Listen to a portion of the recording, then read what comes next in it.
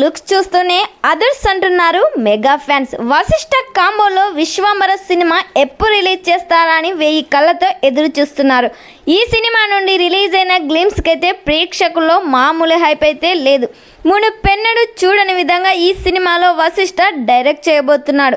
ఈ సినిమాలో చిరంజీవి గారికి జోడిగా త్రిష హీరోయిన్గా నటిస్తుంది. ఎంఎం కీరవాణి ఈ సినిమాకి ఇచ్చే సంగీతం అయితే ఓ రేంజ్లో డిజైన్ చేయబోతున్నారు. ఈ సినిమాలో ఐటమ్ సాంగ్ కోసం శ్రీలీలను తీసుకున్నారు.